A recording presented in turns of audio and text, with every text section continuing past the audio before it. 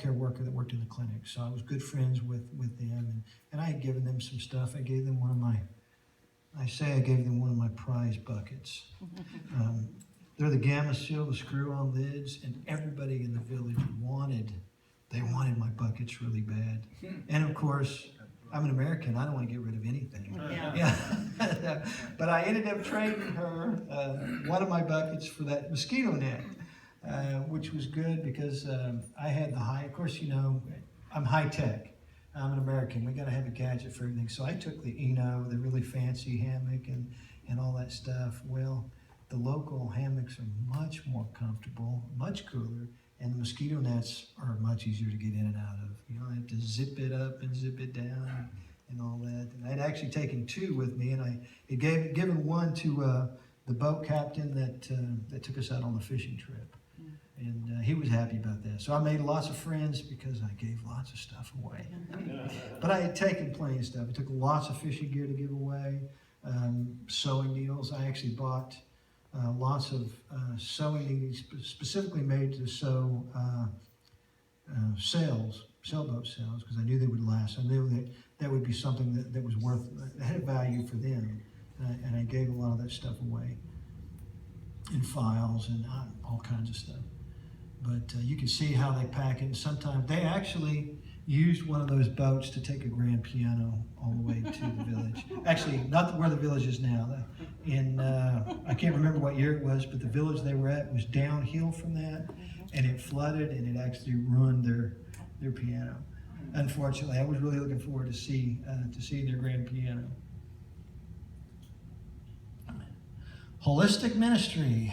And when it came to an end, like I say, I ended up having to take a boat back, and I was really sad because I had to leave. I didn't really want to leave, but I knew I only had a permit for a certain amount of time, and at the time I was really worried. If I had known, I was really good friends with the Tuttle and all, they wouldn't have cared if I'd stayed. But it wasn't God's will. It was God's will for me to travel on. So I make it to Parbara, and I'm there for about 2 days. And we get a ride out with a guy in a pickup. We can go by land from here, but it's still really treacherous. It's still in the jungle. And this pickup, we load up, and we make it about a mile. And the guy pulls over because he hears something. He looks under the truck, and one of the springs are cracked. Well, the fat guy with all the bags has to stay there. But it was all part of God's plan. Within a few hours, there was a tractor. When I say a tractor, an old Massey Ferguson with a big trailer, no shocks or anything being pulled of it with big 50-pound bags of farin. And what farin is, it's the consistency of grape nuts. But it's made from cassava. It's a dried cassava, and Brazilians love it. So they cultivate it in all of the Amerindian villages, and cassava is cultivated all over the world. And Amerindians they love it, and actually it's great. I actually had the Lord's Supper with cassava bread. That was pretty cool. But I had to sit on all these in this trailer behind this tractor, and I'm telling you, it was the most painful ride I have ever had.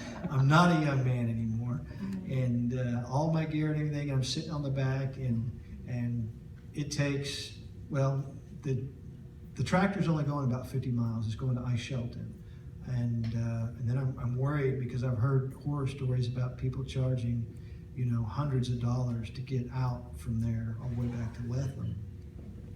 And I make it there, and it doesn't cost me anything, but I give the guy one of my machetes with a case anyway, just to be nice.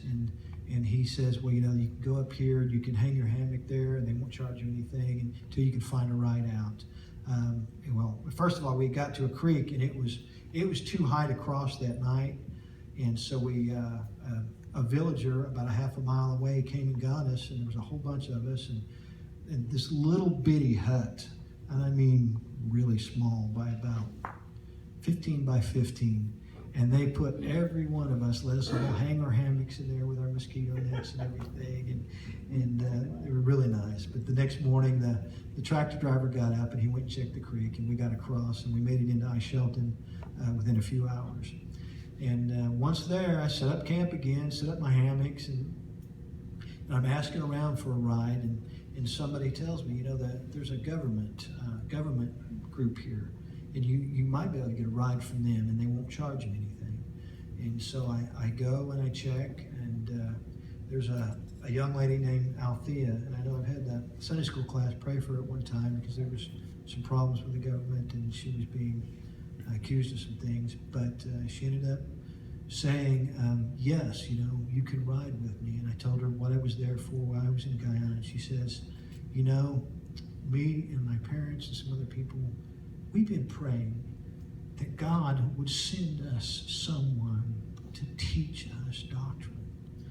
And when I say God works, I mean every step of the way God works.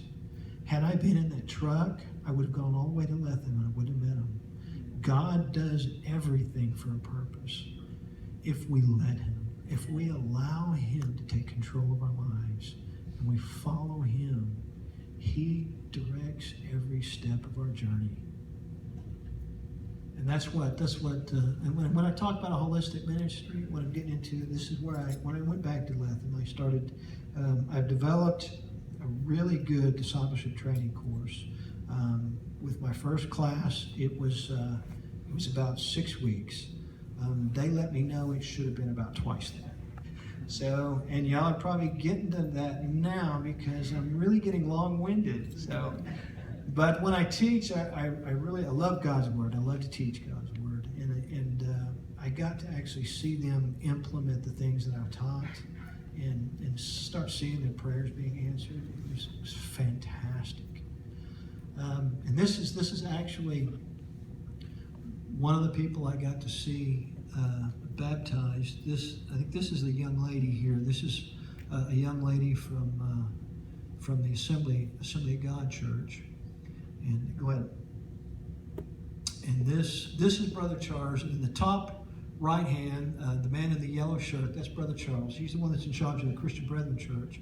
And this is his church in Lethem, which I fellowshiped with them quite a bit. And the other guy that's with him there is one of the elders. And in the bottom, there's two of the elders there. And then some of the congregation in the other photo there. And this is the top left hand. That is Miss Desi, and she is one of the Johnsons, one of the owners of the hotel where I stayed. When I came back, they were really glad to see me because I had no communication while I was there, and nobody knew what happened to me. But she ended up being a pupil in my second discipleship training course. And my students ranged from, she's actually Seventh-day Adventist. I had students that were Assembly of God and students that were Word of Faith. I had all different denominations. It was really fantastic. On the bottom left, that was actually a Christmas dinner that the hotel put on for us. And by this time, I was actually working at the hotel. The woman at the far end there, that's Sister Althea there. And then the guy in the blue shirt, he's one of the RAM pilots. And Sister Althea was third in charge of the government in Region 9 at that time. And of course, that really handsome guy up there in the right corner, that is me, and that's at one of my classes. My classes were done, the first classes were done at the market, the public market. Sister Althea, her mother was one of my students, and she owned a restaurant at the market, and then her helper, Sister Marva, they were all students of mine. Community. That's why I said holistic, because I did a lot of different things while I was there. I was there. I did humanitarian stuff. I taught, and when my first class was over, those students I went on to teach basic Christian doctrine, and here. The market had been robbed, and all of the vendors had been a lot of their things have been taken. And these people, they don't have anything. I mean, anything you take from them is something they almost have to survive. So I donned my camos and went in the bush. And I found 95% of the property. The police had already been back there. Nobody had found anything. But I said it could be all those years of tracking when I managed a hunting ranch. But reality is, God led me directly to the things, directly to it. And here I am shaking the hand of the mayor of Lethem. In the top right, the woman holding my spear is actually one of the councilmen. And the man in the very back is the police chief, which we'll find out more about him in just a minute. In the bottom, next to me, is Sister Althea, and the Aria, the one I was telling you. And next to her is the Minister of Housing for the country of Guyana. And me and a man I met while I was there, Ron, were asked to be Santa Claus. So we gladly did that. We handed out gifts and things to the children in a couple of different communities. So I was actually able to do quite a bit while I was there. I mean, God really, really used me in different, phenomenally different ways. Okay.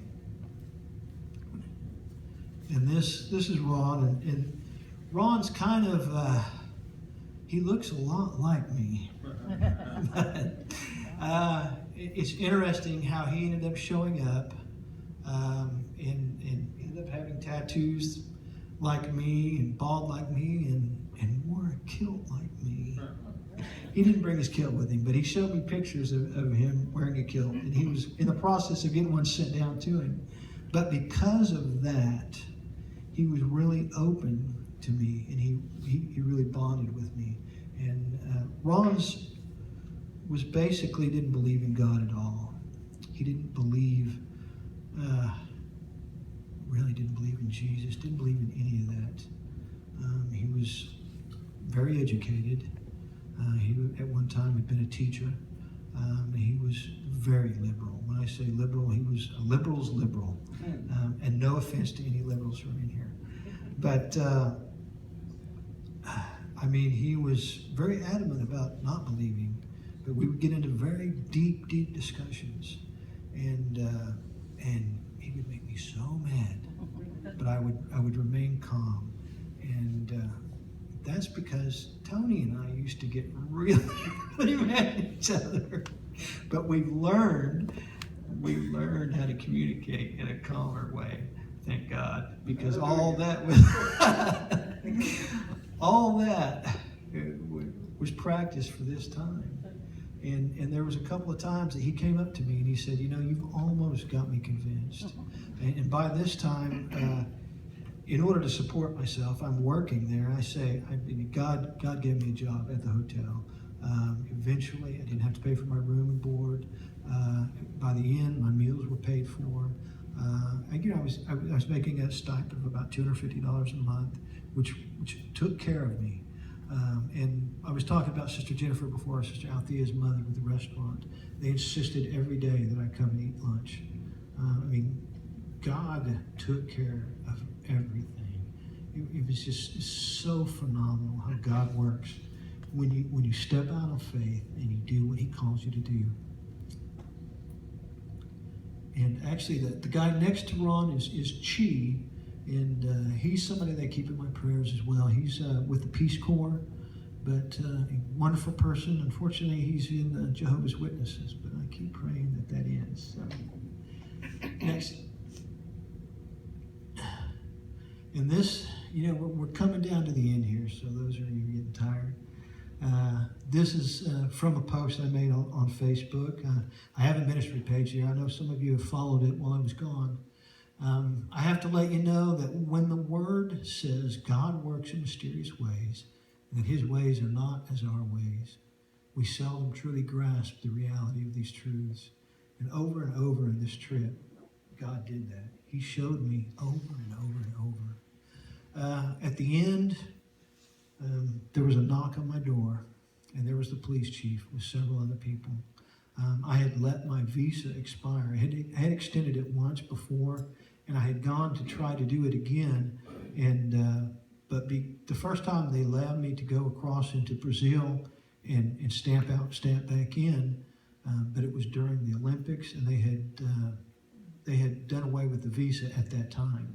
So when I went back to do it again, I was required to get a visa to get stamped out of Brazil.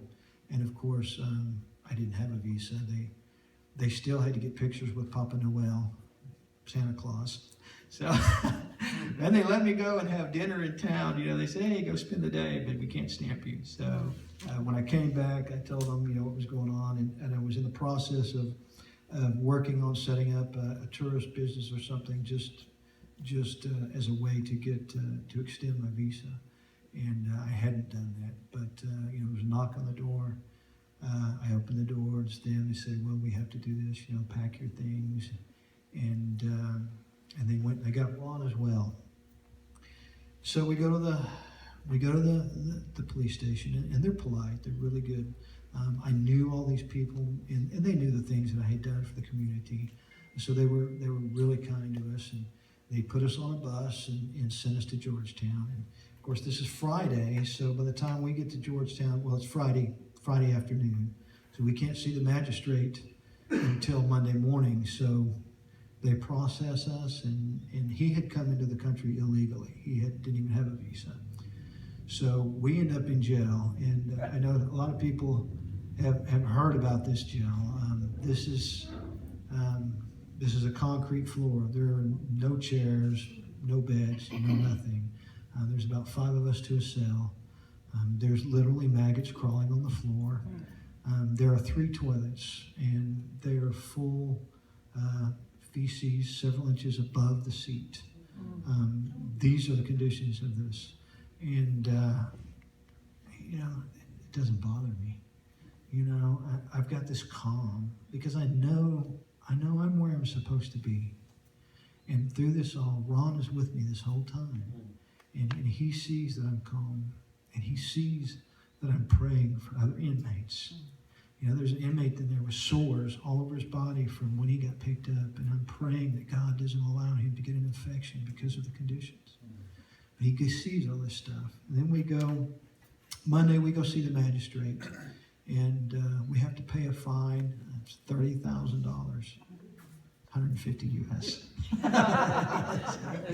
Thank God, because I was on my phone all the way to Georgetown. Mom, you know anybody's got any money? Because I didn't have any money. You know, I was getting by. You know, God was taking care of me one step at a time. But all that was God's plan. Thank God, my mother came through, my sister came through, my daughter came through, Kevin, my friend, came through. And we ended up paying our fines and booking flights. And this whole time we're together. And the next day we're on a flight. Luckily that night they locked us in a room at the airport. And there was pads on the counter, so we slept there. But this is 3 days. And in all honesty, physically, the jail time really hurt me. My body, I mean, it was really bad. But for what happens next, I would relive that experience 1,000 times over. We end up in Trinidad, and he refuses to get on his flight. We get there, and they're already boarding for his next flight to the U.S. It turns out Ron is a fugitive, and he does not want to come back to the States. You know, and I don't know all the details on that. But because of that, he refuses to get on this flight. And my flight doesn't depart till the next day. So we're in airline custody, so they have to put us in a hotel. Well, they're getting everything together, and we're sitting there while they're getting all our paperwork and everything together in Trinidad. And of course, they make me go change clothes because camouflage is illegal in Trinidad. So instead of, he said, we can't confiscate it. I'm thinking, wow. That might be illegal too. Yeah. Well, luckily I don't go commando. So, but we're sitting there and they're getting everything ready, and Ron leans over to me and he says, I'm going to make the decision tonight. And I can barely contain myself. because I did not expect it, for one. You never know. You never know how you're going to influence somebody. But it was because, not because I preached to him, but it's because whenever he saw me, I was living my faith, in my attitude, in everything. And when I would talk to him about things like abortion and things, I wouldn't get mad and tell him, well, it's this way or that way. I would say, well, this is what I believe. This is why I believe it. And this is an educated man. He read the Torah and things, and he said, I gave him instances. I said, this is why this is, this is this. But he listened to me. And it came down to the point where he accepted Jesus Christ that night. And that's why you never know. God may send you halfway across the world to save somebody that was your next door neighbor. And even in my prayer journal, I have that, when I wrote Ron down as one of my prayer, because I prayed for him every day, but I was probably bad. I said, Ron and all those like him. Because we do that. We tend to do that. We judge people. But I thank God that I did pray for him. I thank God that he accepted Christ. And since then, I ended up leaving the next day, and he was still in Trinidad, and I haven't heard from him since. And I've tried to find out, but I haven't known anything. And another thing, I shouldn't be wearing these, but by the grace of God, I'm going to give God the glory for that too. I went there, and when I was 48, I started wearing glasses. And for distance, I couldn't see things at distance. And a month or two before I left Guyana, every time I put my glasses on, it was blurry. I take them off, it was clear. And now I still have to wear reading glasses. But my other sight has been restored. So when God says he gives sight to the blind, he does it physically and spiritually. And I really thank God. A lot of health issues I had before I left, I don't have now. Of course, I did lose a lot of weight, thank God. But I never missed a meal unless it was on purpose. I mean, I did a lot of fasting, but that was on purpose. God really took care of me every single step of the way. I was gone for right at 9 months, and it was. Of course, I was really depressed when I got back because I thought I was going to stay there longer. but you never know what God has in store. And if I had stayed, if I had gotten the visa, I wouldn't have left with Ron. Everything had to work out exactly the way God wanted it to work out. Or Ron, he wouldn't have been a believer.